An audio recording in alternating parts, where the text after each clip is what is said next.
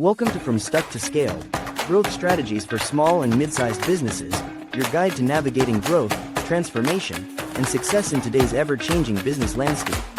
Each week, we'll dive into proven strategies, real-world case studies, and actionable insights designed to help small and mid-sized business owners scale smart, lead stronger, and grow faster. Let's get you unstuck and on the path to sustainable, scalable success. Now your host, Julio Gonzalez. Welcome back to From Stuck to Scaled. I'm your host, Julio Gonzalez, and today's episode hits especially close to home. Years ago, I went back to school to pursue a PhD in industrial and organizational psychology, driven by a desire to understand how leaders and organizations grow, thrive, and sometimes stall out. Life got in the way, but my interest in the topic is part of what got me here today. Everyone talks about wanting to scale. More revenue, more reach, more freedom. But what if scaling is the very thing causing your business to stall? If you've got the big vision, the demand, and the drive, yet you feel stuck, this conversation is for you. We're talking about the reason growth breaks what you've built and how to scale with clarity, capacity, and sustainability. Now, let me introduce today's guest.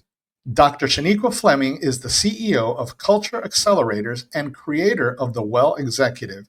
She's a TEDx speaker, Forbes contributor, and one of the most trusted advisors to CEOs and impact-driven organizations navigating high-stakes moments.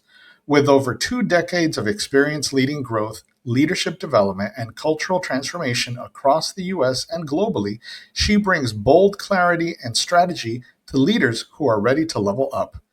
A certified foresight strategist and former chief learning officer, Dr. Fleming has helped solve complex challenges in essential industries, from digital disruption to team disengagement and structural misalignment.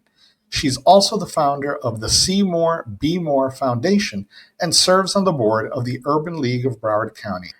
If you've ever felt you've outgrown your systems, outpaced your team, or like success is costing you your peace, Dr. Fleming is here to help you find what's next and scale it with intention.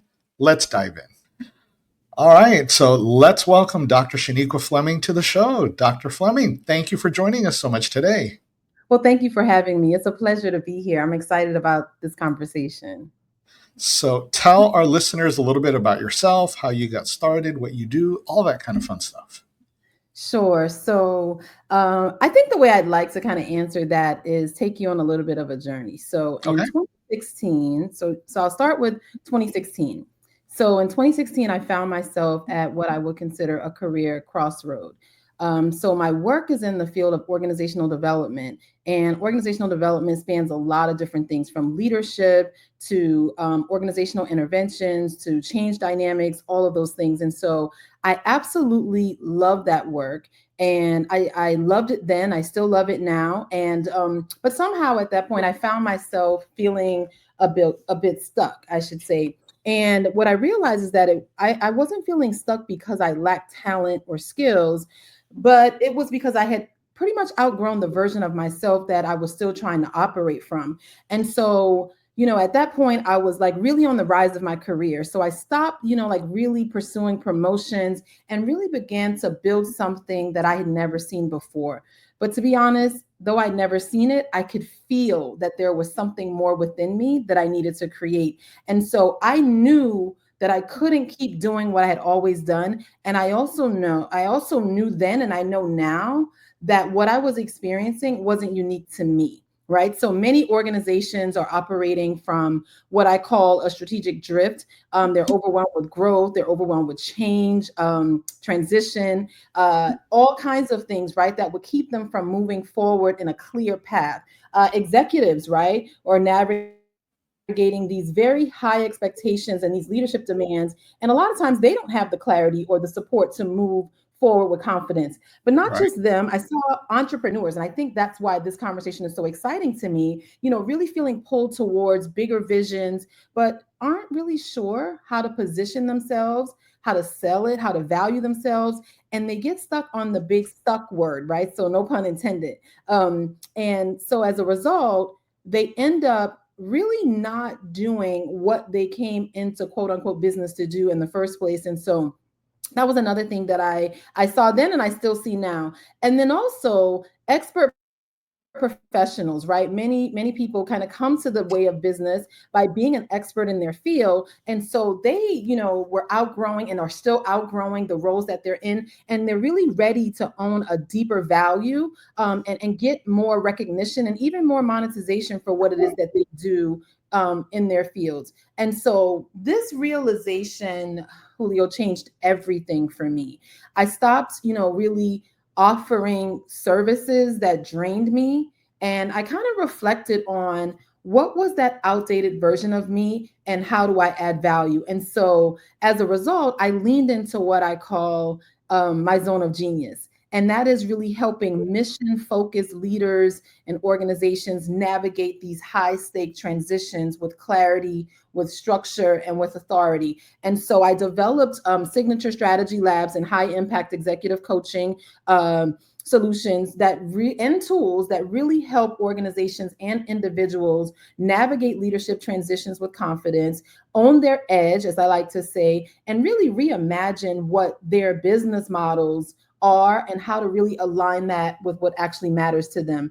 And so interestingly, what felt like a stuck moment led me to really being the person that now executives, entrepreneurs, experts, and organizations call when everything is kind of on the line and when clarity is not an option and when staying stuck doesn't just cost money, but it's costing them time, it's costing them trust, it's costing them traction, and most importantly, it's costing them things that they can't even begin to quantify. And so that's a little bit about, who I am and how I got here, and why I'm excited about this conversation tonight. You were pulling at my heartstrings when you mentioned the organizational design. I mentioned in the intro, at one point, I went back to school to get a PhD in organizational or in industrial and organizational psychology. Okay. And that didn't work out. Tuition reimbursement didn't quite jump in for that one. And it was a lot of money. So it would have been a pretty significant shift, but that's something that, I've always, enjoyed studying, and, that's one of the things that made me so excited in meeting you and the experience that we had in the leadership program. So tell me a little bit about why these small business owners and really, all leaders, why do they get stuck? Well, there are a couple reasons why, but the one that really has been just like tugging at me lately is I think a lot of times people think when they come into business that the measure of success is when you're able to say that you're scaling. And I think that's a big reason that we find, to your question, why a lot of business owners get stuck, right? And so I think understanding what it truly means to be in business, first and foremost, there has to be a clarity around what it is that you do that brings value to the market. And before we even begin to talk about scaling it, we really need to think about and look at how do I really make sure that number one, the quality of what I'm offering is intact, and that the things that I'm doing, that it's repeatable, and we can then, have it operate without it being reliant on a person. And a lot of times, to your point, small businesses are started by people with a passion, but not necessarily the pedigree, if you will, for business. And that's not a slight, that's just what it is. And so I think that causes a lot of the stuckness, because then it becomes this dance of trying to really do what you see done. And I think people sometimes are keen observers but poor interpreters of what that really means. And I think that's what causes the stuckness, or one of the main things that I'm seeing. The other thing that I want to mention, because I think there are two, is not really understanding the value that brought you to the place of wanting to start a business, right? And understanding truly what is the problem that you solve, what is the solution that you provide, and then being able to, I like to say, if your business model is such that you can't distill it down to a checklist or expand it into something that you can teach to others, then you pretty much don't have the clarity for it to really be a business model. It's going to be something that allows you to generate revenue, but you may not be able to sustain it.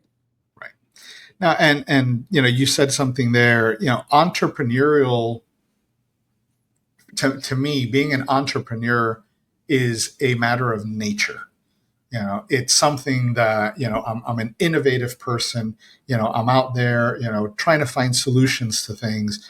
But being a business owner is not something that happens by nature. It's something that is educated. It's something that you learn, and so many entrepreneurs don't take the time to learn how to run a business. I'm working with a young lady who went through a program even, and she still found herself not being able to run a business. So things tend to pile on, and just make the situation that much more difficult for that entrepreneur. Talk to me a little bit about culture, because I know you're big on culture. I've been in a couple of organizations that give lip service to culture, but then the culture is really just not there.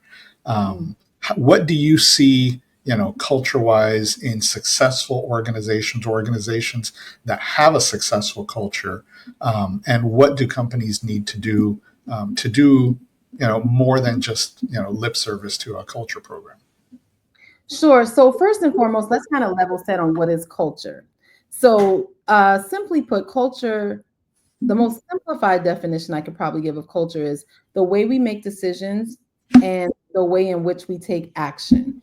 So if Okay. you think about that, when you talk about these companies and these organizations that either have successful cultures, that means they have a successful way of having, a clear and concise and really definitive way that people understand how decisions are made.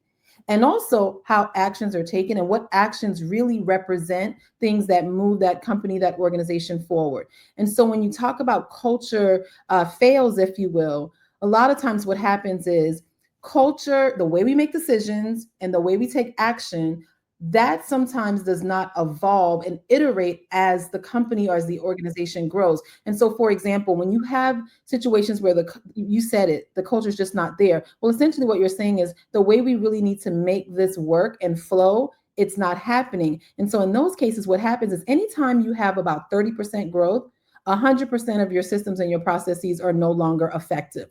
And so culture, going back to the way we make decisions and the way we take action, if those things are not adapted to the growth, not adapted to the changes that we see, then it's not going to be there. You're going to find people, you're going to see a lot of what I see. There's a lot of interpersonal, what we believe to be interpersonal conflict. But really what it is that everyone still has a passion to do what is important in that company or organization. But now it becomes a lot more subjective because we've moved so far from the way that we've been doing things. It's harder to pulse on how we really are able to effectively move in cadence with the decisions that we make and the choices that we make and the actions that we take to support the mission or to support whatever the strategy is, how we deliver on our service or how we provide our products. I'm sorry, how we provide our services or how we deliver on our products. And so in a nutshell, I know that's a very simplified way, but at the core, that's really what's happening. There is now a lack of synergy around what is it that we should be doing and how do we come about those decisions. And something else that I like to say, and I'll kind of wrap it up here on that.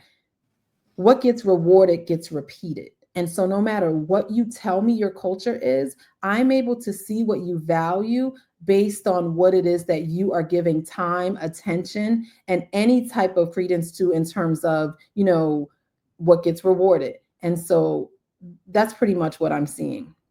I love your definition of culture because it is not what I was thinking, and it makes so much more sense. Because I've worked with companies, at companies that we're a family, we support all of these social, efforts, Habitat for Humanity and United Way and so forth. And they put all of culture on that. And that's where I see the collapse because Think about what you just said.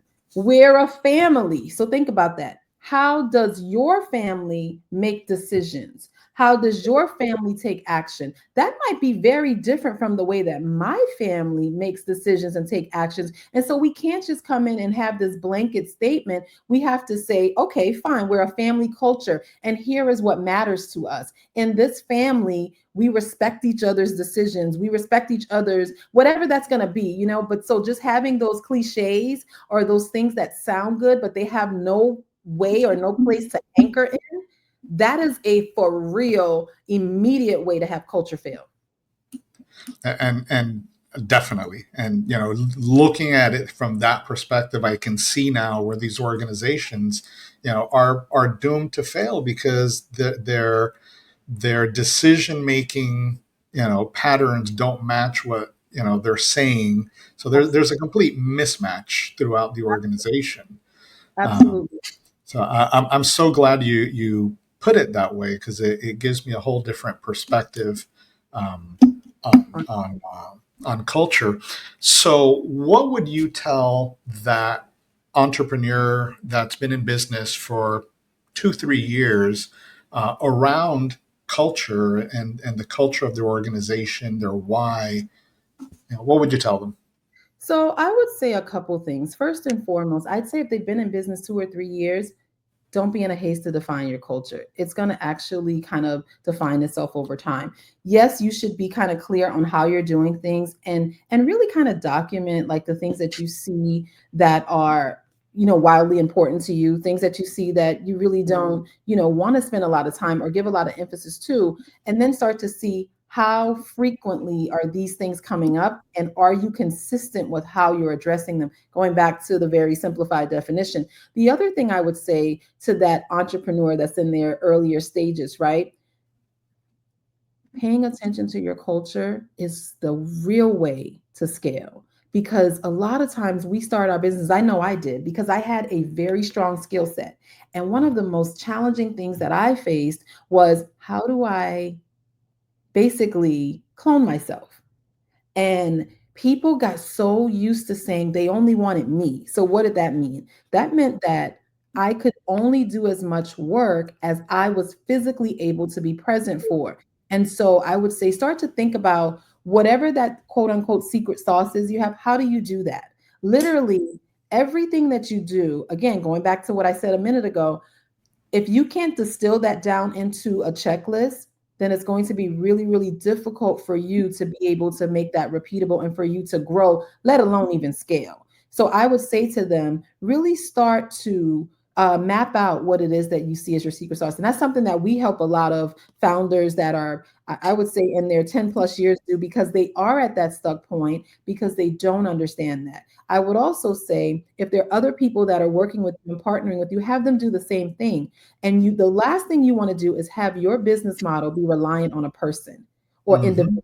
That is a sure way for you not to be able to achieve the levels of impact and outcomes that you want, because it really is contingent on that person or those individuals always and forever being present, always and forever being in that role. And that's just not a good business practice. How do you get through to that business owner that says it has to be me? It can't be anybody else. Yeah, so I get that a lot, actually. And just the other day, I was with someone. They were like, "Well, I just can't get to these things that I need to do as the CEO because I have to do X, Y, Z." And so, very simply, I said, "Well, tell me, what does it take for you to do that?" And I literally let them go stream of consciousness. And as they were talking, I was writing out those things that they were saying to me. And for the things that got fuzzy, right, where a confused mind can't follow. And so when they would say things like, there just has to be excellence. What does excellence look like? I would say to them, define that. What does it look like? What would people experience? What would they hear? What would you see? That is how you can make sure not only it doesn't have to be you, someone might come along and maybe do some of those things even better than you. So that is where you have room to do the thing that only you can do at the highest and best use of your time. And the reason that I was asking that is I had a conversation this weekend, young gentleman who's looking to go into business with a friend who is the guy. He's running a nationwide company, and he's flying around the US dealing with personnel issues and customer issues. And the response to you need to hire more staff to basically clone yourselves was, oh, you're thinking from a corporate perspective, I need to be on top of everything. So getting through to those individuals is critical because, as that business at some point will begin to crumble. There's going to be too many issues, too many questions that business owner can't address everything. Right. So getting through, to those individuals, I think is absolutely critical to their success. One of the things you told me is that, leadership and not operations is the bottleneck to growth. Talk to me about that. Yeah. So I know that, every business person everywhere would like to believe that it's their operations where they can either create more efficiency or not. And I say leadership is because operations only run as well as the vision, the clarity, and the confidence of the person leading them. And so this is why a lot of times you hear people say, I have to do it all. So you can have the best systems in the world, right? But if you as a leader are stuck in survival mode and you're unclear on the direction that you're headed in, or you're afraid to let go, those systems will stall out on you, or they'll suffocate, or they will in fact just be ineffective. And so growth always starts in the mind and the maturity of the leader. And so leadership is the thermostat. It sets the temperature for everything else. And if you don't shift the mindset and the identity of a leader, then no amount of process is going to unlock scale for you. So talk to me a little bit about leaders that have a structure under them. So, now we're talking a CEO, a president, they have some, directors or some, VPs under them. How do you engage both levels for success? So that's a really great question. So first and foremost, the reason that you have a multi-layered organization is because you want to be able to have faster, more effective decision making. And so the way that you actually engage all of those levels is if one person has more than one function that they're responsible for, then you're going to have bottlenecks in that. Again, leadership, right? So that means that you have to really have a clarity around what is the role that every person in this organization plays, and then tie that to what are the outcomes that they're responsible for. Mm-hmm. And so you start to have layers because what used to work is starting to wear you out. And so you create some layers to be able, again, get to that decision making faster. And so if you feel like you're running faster, but you're not getting further, then that means you have organizational hierarchy for the sake of just saying you're a large organization, not because you're going to be effective. And so the way that I engage them is to really understand what is it that you offer, that you bring, that is unique to the outcomes that your organization has? And then that should all cascade from the vision. So every level of that organization should not be doing something different. It should really come from what the mission is, to the strategic goals, to those objectives, to those tactics. And as you go layer by layer by layer, your layers should only go as far as you need to cascade that out, right? And to be quite honest with you, if I'm really being honest about layers, that's probably not my favorite way to look at organizations. I like to say your organization should really operate in a 360 view. And so one of the things that we do with our clients is, org charts are there for a reason. And I know you need them for HR purposes and to be able to have compensation, classification, compression, all that stuff. However, I think every year you need to revisit your org chart. And you need to really align it with whatever your outcomes are going to be for that fiscal year. And you may need to create what I like to call, work teams around what those objectives are. And so not get so caught up on the boxes, but really focus on the outcomes. And you may need to change up the mix of your team depending on what strengths you might need to have as a forerunner for that particular strategy. One of the things that just came to mind, and I know it's basically repetitive from some of what we've discussed. We're in the middle of hurricane season. There's a lot of conversations around business continuity, hurricane planning, business resiliency. So using some of that in being able to, for that leader to be repetitive, by structuring their business and documentation and so forth. Touch a little bit, more on the resiliency aspect, because there are cases where there is a death, and all of a sudden the business is without a leader, and hopefully the business doesn't just go belly up because of that. So how do you approach business continuity and succession planning from a culture and sustainability perspective? That's a really great question. I think the whole intent and purpose of succession planning is not just when the leader exits.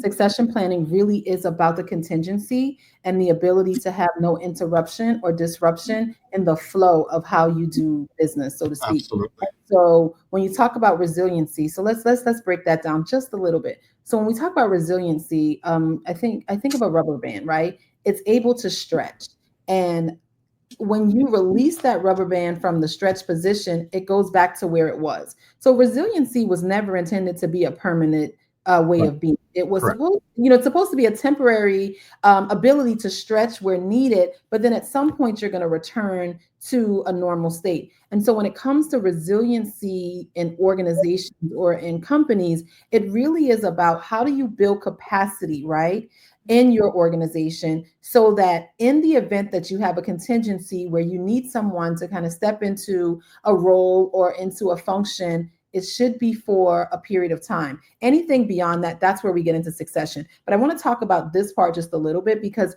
you should be building that capacity in your organization just because it's necessary in order for you to have, really good solid functions and for there to be agility for the organization to be able to move. We saw it with COVID-19, right? We were able to make change happen very quickly. And a lot of our clients were online within 72 hours, universities that were, having to go online, telehealth operations and all, those types of things. But a part of that was what you do during the time of normalcy. So the organizations that thrive, the companies that thrive during times of uncertainty are the ones that plan as if they know that things will not always be that way. So planning doesn't just happen when you're in an emergency situation. So when stress becomes strategy, that's when resiliency becomes like the buzzword, right? And so when you hire from urgency instead of alignment, which is what you really want to do, you overcommit your team, you over-deliver yourself, and you undercut your value. And so without clarity, you're going to say yes to things that are not the right things. And so without capacity, you can't even say yes to the right things, because now, as you just said, your leaders are stretched, your people are all over the place. And so again, the leadership is the bottleneck, because the speed of the organization or the speed of the team is going to be the speed of the leader. And so in those cases, especially like during hurricane season, we know that that's coming every year. So we should have a propensity and ability to prepare for that. If we never use it, then that's called, well, we needed that option anyway, because we know that there's a strong probability that it's going to happen. I think what I see a lot of times is we just, we hope that it's not going to happen. And when it does, we pretend that we never knew it was a possibility. And so that's what makes it really challenging during those times. And so I go back to the name of the game really is leadership capacity building, because it's about having that, full spectrum ability across your organization and not just in pockets of how you operate. I've done business continuity planning for many, many years, major, Fortune 100 companies. And I've been told a couple of times, you're too negative. And it's like, no, it's not a matter of being negative. It's understanding what the risks are, so that you can plan for them. And it doesn't have to be this crazy 500 page, I remember doing an avian flu addition to my business continuity plan. It doesn't have to be this crazy thing, but what is the checklist that you need to follow? What can you follow? I mean, for obviously for hurricane planning, it's a little bit different. But now that we have COVID plans, we should be able to address any kind of pandemic. But we tend to go to the extreme. I don't know how to do a basic plan, a basic checklist, and I'm not going to do this 500 page document. So like you said, I'm just going to ignore it. I didn't know that hurricane was coming. So it's that unfortunate, extremes that get in the way of some of these basic, things that a strong business needs to have. Absolutely. Absolutely. Um, so, what are you seeing as one of the biggest leadership gaps in our economy and our society today? Ooh, so I think from the perspective of leadership gaps, what I'm seeing is people not really understanding, leaders not really embracing the need for them to prioritize rest.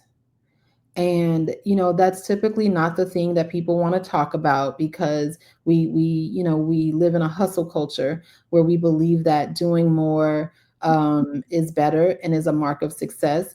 But I don't think we talk enough about that, because the true cost of leadership and organizational lack of success, right? The things that cause us not to be successful is when we're not fresh enough on the perspectives that we need to bring. And so, again, stress becomes the strategy, and it becomes a way of operating. And so people start to function in a way where they're not at their best and they're not at their brightest. And so it becomes a bottleneck of your brilliance, going back to you can only move as fast as you're leading. And leadership really, it's kind of like if you were to imagine, I played clarinet throughout high school, middle school, high school, and college. And so if you've ever seen an orchestra, the conductor is the musician that's responsible for every note that you hear, but they don't play a single note.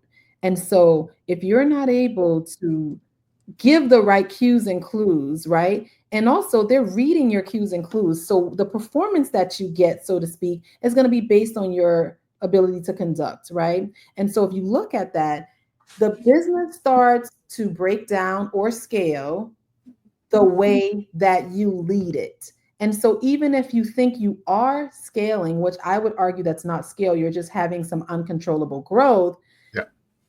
that does mean that now you're going to have to do whatever it took to get you to that point in that way. And if it came at the cost of rest, then that's what you're going to embed. Again, what gets rewarded gets repeated. So what happens is people think that that's how I get promotions, that's how I get recognized. And as a result, you really start to chip away at the quality of what it is you deliver, because we're human beings, not human doings. And I think that is the thing that I don't think we give enough credence to. But that is the thing, that when we rest, we're sharper. We are more strategic. We're able to be more relatable. We connect better with people. And so I think as a leader, it really is about how are you showing up and how are you able to embody what it is that you're expecting others to do. And that comes through your modeling. So if that's what we're modeling, that's what we're going to get. Episode 3 of the podcast was with a young lady, and we were talking about leadership across generations. Mm. I find a lot of great talent in the Gen Zs and the millennials. What's your perspective on? I mean, because I think this is the first time that we've had so many different generations kind of in the workplace at the same time. Mm. So, what do you see? Across those, from a leadership perspective, from a challenge in interrelating perspective. So I see a couple things. I like to say I absolutely adore working with Gen Z. I know that is not the popular opinion. And one of the reasons I enjoy working with the younger generation, Gen Z, is because they don't operate from the constructs that our generation does.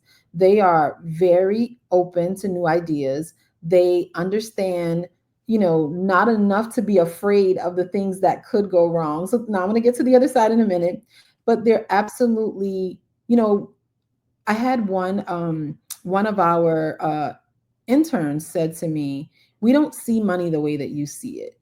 We see it as a construct, And in that construct, we figure out how do we need to make more of it. We don't see it as something that is limited. And so we know that if energetically we are doing things that allow people to see a way to connect to the value that we add, then that's going to work out, right? And so I'm paraphrasing a little bit.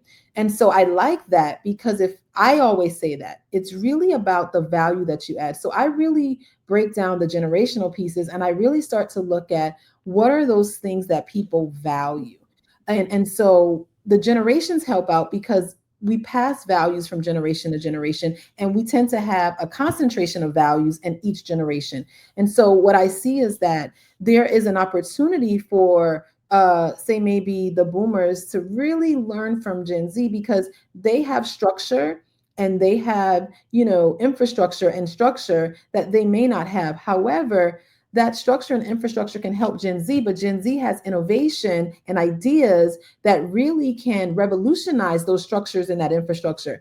And so somewhere in the middle, speaking of generations, I feel like Gen X was like the leapfrog generation. We kind of created a bridge to these other generations, but no one was really available to see it. And so what do I make of that? I think this is where leadership is important. Again, to really create opportunities to hear and respect the voices that are in your organization, and maybe not distill it into a generation, but to really understand what is the perspective that you bring, the why behind that perspective. How does that help us create a solution or solve a problem that we have not been able to solve? And oh, by the way, it may just so happen to be a 19-year-old, or it may happen to be a 73-year-old. But really understanding the value of voice and perspective, I think it changes that conversation from, the things that make us the same are so much greater than the things that make us different, because the things that make us different are minuscule. And if we focus on that, as opposed to the things that make us, different, or where we disconnect, or the generations,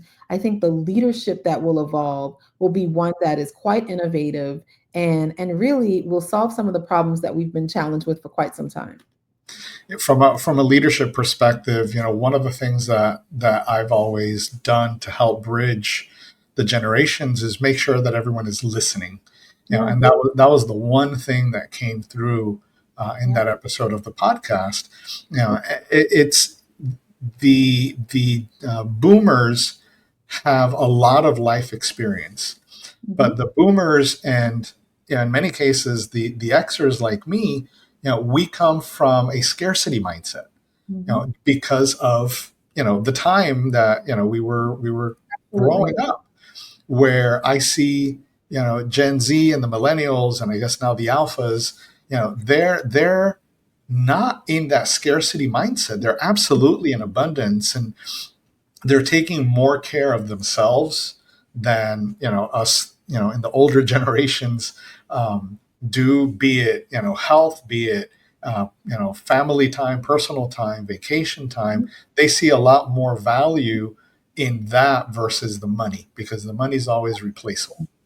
That's very true. And that's something that I see in the executives that we work with. That's a hard pressed conversation about prioritizing health and wealth. And so for me, it's really, I believe, one of my competitive edges. And if there were, really a such thing, right? Because we're all unique, is I prioritize rest. And every week, not every other week, not when I can, I have what I call a reset block. And during that time, I'm not working, I'm not taking calls, I'm not with clients.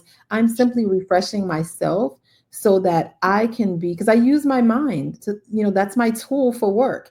And if I'm not sharp in strategy, if I'm not sharp in how I'm being responsive, then I'm not bringing you my best. And so, there's an old adage that you can't pour from an empty cup. Well, I like to say you really have to make sure that you're filling your cup with good things, not just an empty cup, but making sure that you're putting the things in your quote unquote cup that's going to allow you to continue to be, of help and of value add to the people that you serve. I read a article. Some PhD was studying a tribe in Africa that walks, and they'll walk for weeks at a time, and then all of a sudden they stop, and they camp out for several days, several weeks. And when asked why they stopped, the response was to let our souls catch up. And that has resonated with me so much, sometimes we just need to pause to let our souls catch up. Yeah, that's very true. And it's still going to be the thing I say, which is why, one of the things we focus on is the well executive. And that's not just about the rest, but that's also about, just really being authentic in how you show up as a leader.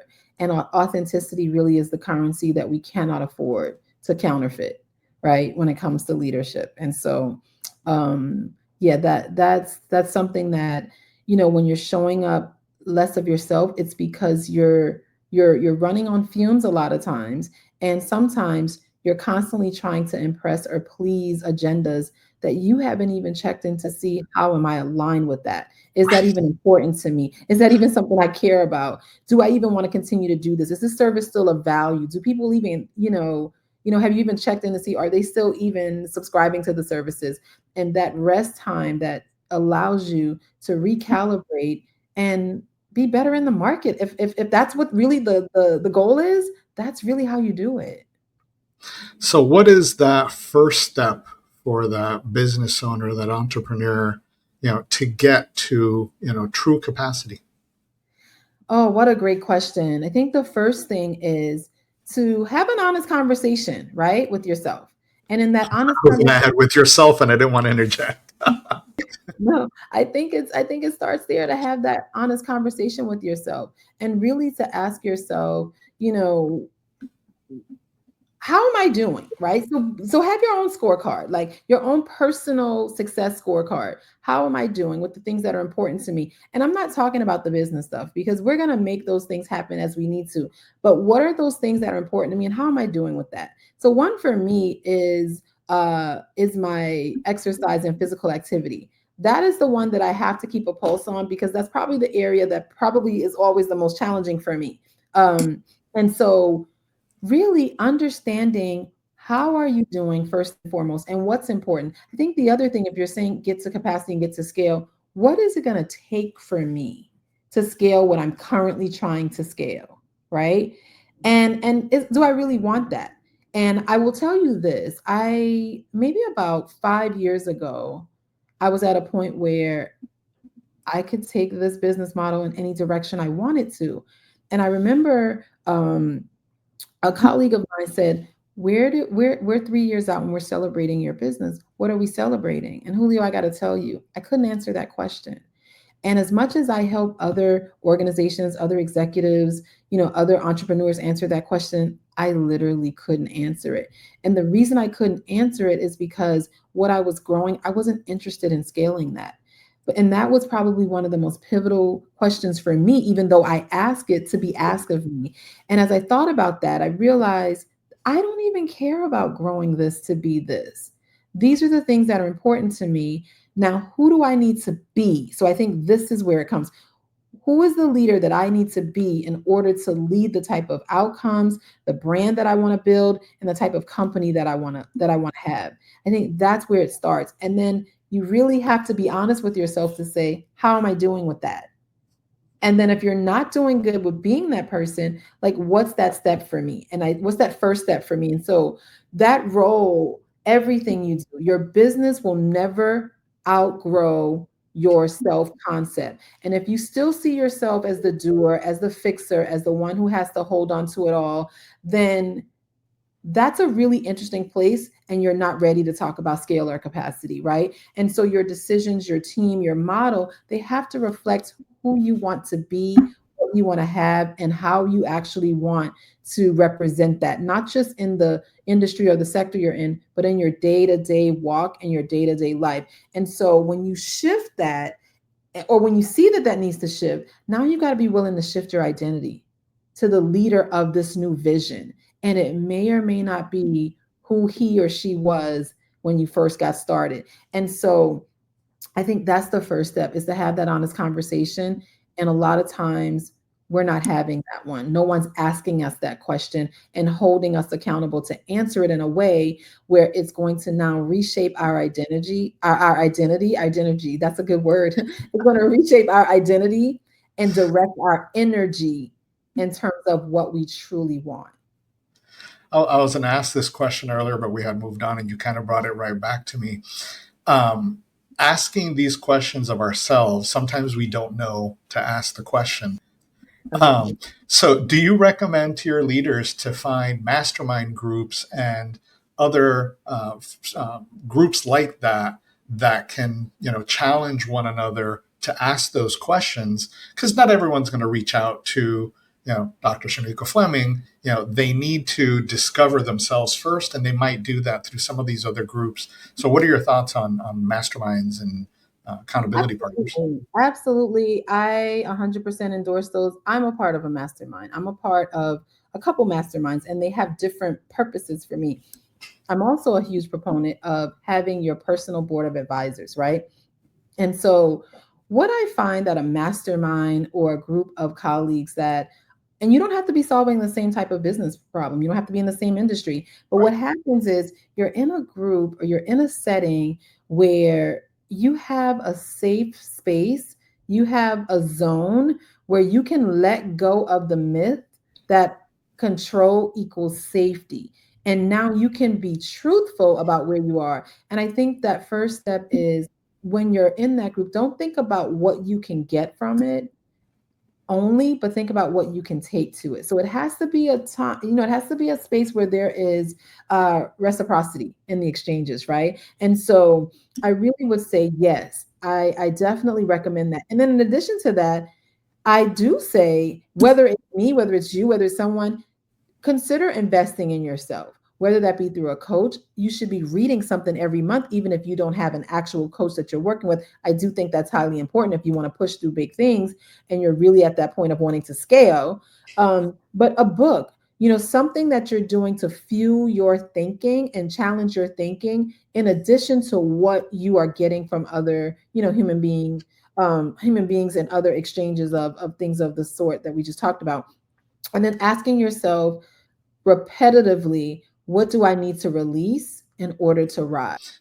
So, expanding on that last question, how does that business owner make the shift from control to capacity? Yeah, that's a great question. And I think where I was ending on that was we all need to kind of ask ourselves, what do I need to release in order to rise? And so if I expanded on that, that might be a task, it could be a role, it could even be a narrative that we need to release, right? Or even a version of ourselves that we're done with that part of the job. And so true capacity isn't about delegation. And so I think it's important to note that it's about trust, trusting ourselves, trusting your systems, trusting your support, trusting your strategy. And you don't build capacity by doing more. You build it by becoming someone who no longer needs to do everything. I wrote that down: delegation versus trust, because Yeah. it's something that I exercise. I've just never thought about it that way. So Yeah. that's something that I definitely need to ponder uh, on my own management style. So Hard. you Hard. it It's not is. it's not easy. So you've pivoted, you've grown your business. What is next for Shanequa Flemings and Culture Accelerators? So that's a great question. So I love that you asked me what is next for Shanequa Fleming and what is next for Culture Accelerators, because I decided a while ago the brand is Dr. Shanequa Fleming.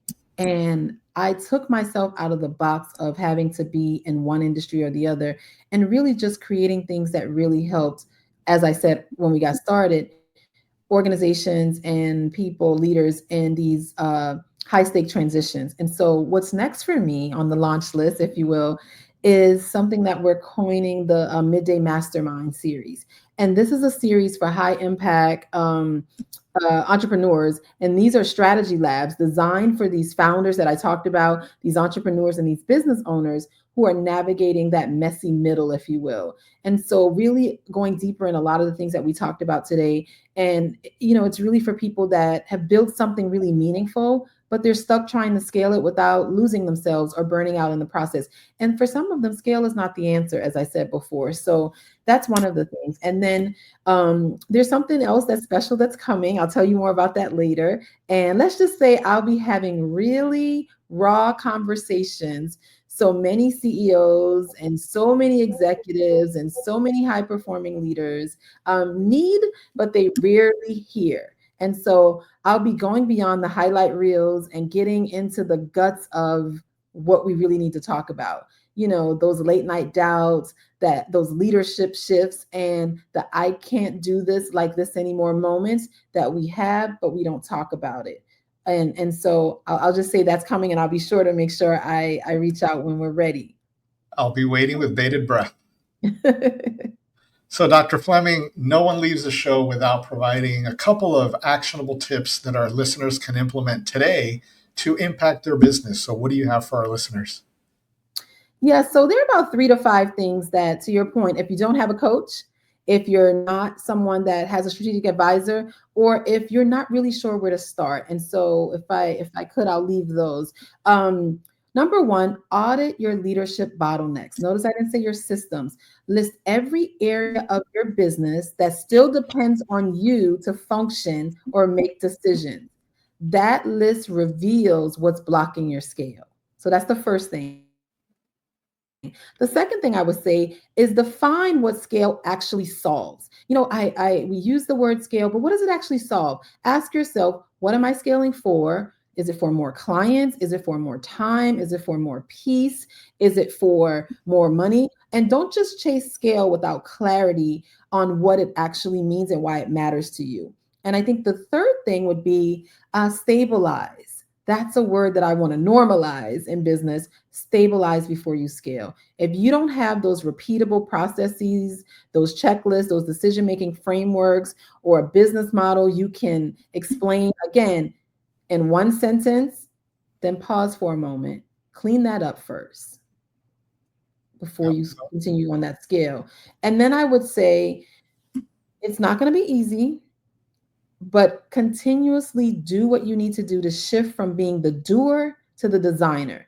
If your hands are still in everything, you're not scaling, you're surviving. And it's time to really look at that and redefine your role so the business can grow beyond your capacity. And so the last thing I will say is alignment, right? Align your systems with your strategy. And so make sure whatever you have on the back end, which is how you operate, matches your front end ambition. And so whatever you're building that is. And so misalignment is the true cause of burnout. And so those would be the 5 things that I would say, right? Number 1, audit your leadership bottlenecks. 2, define what scale actually solves. 3, stabilize before you scale. And 4 is going to be shift from being the doer to the designer. And the last thing is align your systems with your strategy. And I'll challenge our listeners to sit down and in silence, step away from all the noise and really ponder on these, because these are some pretty deep, questions and tasks. So don't just, sit here and listen to these, but, really challenge yourself to think through these in your business, because these can be very transformative. Yeah. Thank you. So, Dr. Fleming, thank you so very much for joining us today. I've been, telling all my friends, that they can't wait for this episode, and you haven't failed them. So, thank you very much for joining us today. If you're feeling stuck, even as your business grows, this conversation was a reminder: scaling without clarity, capacity, and aligned leadership isn't growth. It's exhaustion in disguise. What we build only lasts when we're intentional about how we build it. So before you chase more, take the time to define what more really means to you. Thanks again for tuning in to From Stuck to Scaled. I'm your host, Julio Gonzalez. And if today's episode hit home, share it with a fellow business owner or leader who could use a reset. Until next time, keep scaling smart and leading with clarity. You've been listening to From Stuck to Scaled, growth strategies for small and mid-sized businesses, produced by Optocution LLC. For more information, tools, and resources, Check out our website www.redefinepossible.co/podcast.